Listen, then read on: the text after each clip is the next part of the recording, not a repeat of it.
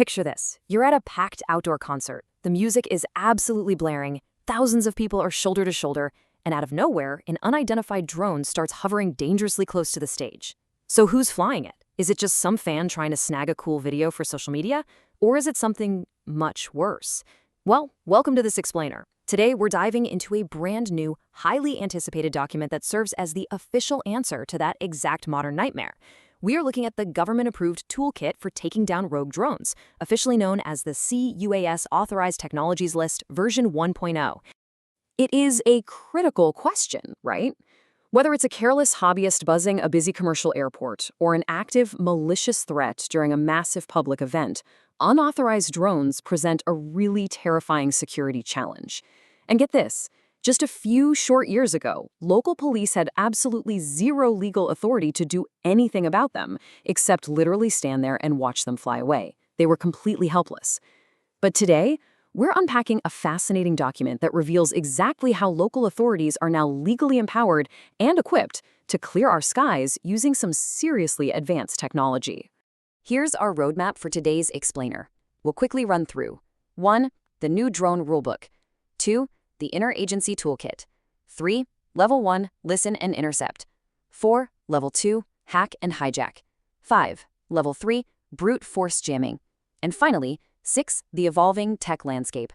All right, let's jump right into Section 1, the new drone rulebook. To really understand the legal foundation that makes all of this sci-fi tech a reality on your local streets, we have to look at the Safer Skies Act of 2025. The authority granted here specifically applies to what they call SLTTS. That stands for state, local, tribal, and territorial law enforcement or correctional agencies. But think about what that actually means for a second.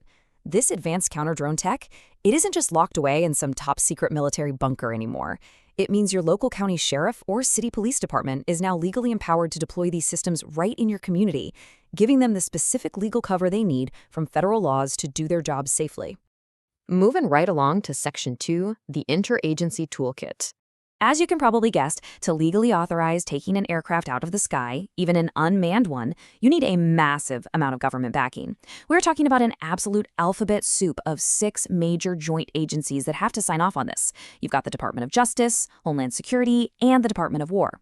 But then you also need the FAA, who controls the physical airspace, the FCC, who controls the invisible airwaves the drones use, and the NTIA.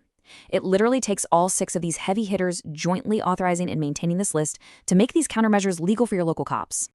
So the government organizes this whole interagency toolkit into 3 authorized technology levels, or ATLs.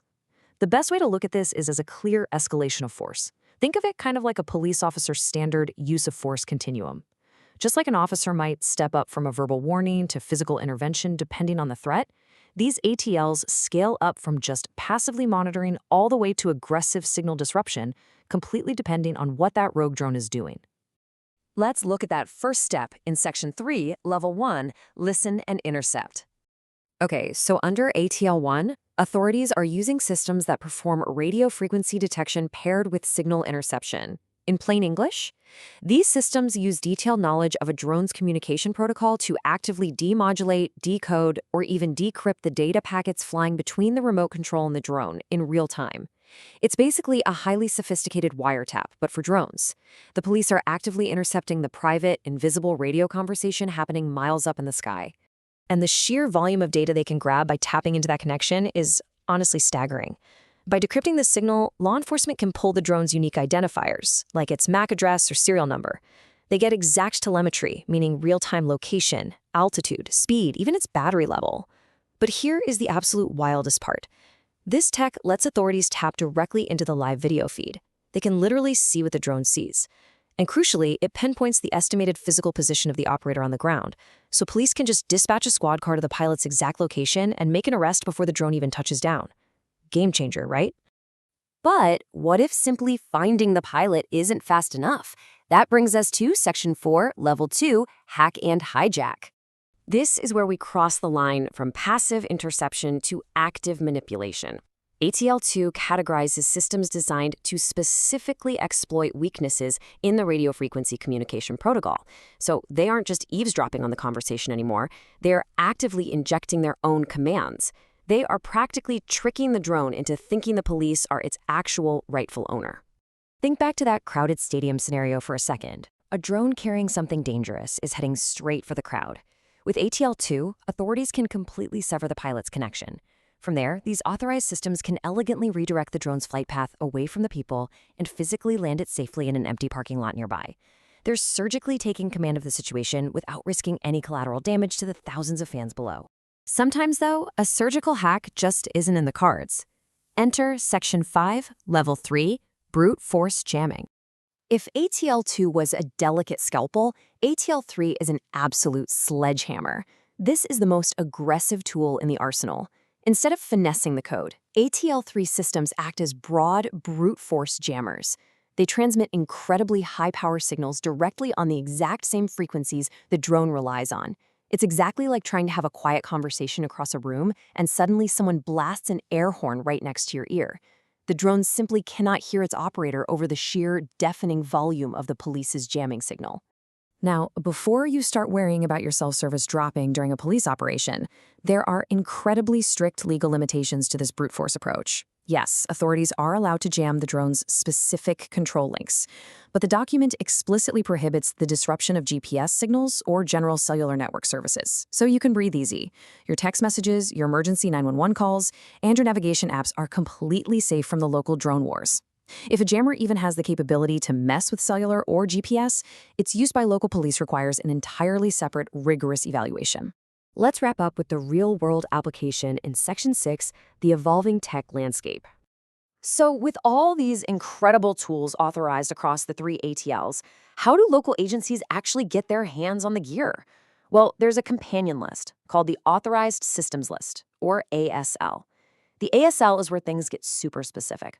The ATL outlines the legal theories, the what you can do. But the ASL tells the local police chief exactly which physical brand and model of equipment they're legally allowed to buy with your tax dollars to put in the trunk of a squad car. And the government is very, very careful about its relationship with the private sector here. The document prominently features a strict disclaimer. The United States does not endorse, recommend, or certify any specific vendor. This matters a lot. The commercial drone defense market is massive. We're talking billions of dollars. And the U.S. government is making sure they act strictly as a regulator, setting the safety guardrails. They are definitely not acting as a paid spokesperson or a Yelp reviewer for tech startups trying to cash in on police budgets. Because this technology is moving at lightning speed, this initial version 1.0 list is absolutely going to change, and probably often. To manage all this chaos safely, authorized users coordinate everything on a highly secure site called the Interim Federal CUAS Coordination Portal. And who runs that portal? The FBI's Critical Incident Response Group. So even though this sci-fi tech is finally rolling out to your local town, the ultimate oversight is firmly locked down at the absolute highest levels of federal law enforcement. So we're officially entering an era where invisible electronic warfare might occasionally just happen a few hundred feet above our neighborhoods.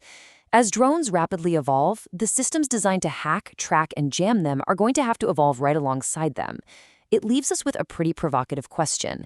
As the skies get more and more crowded, how in the world will we continue to balance public safety, personal privacy, and rapid technological advancement?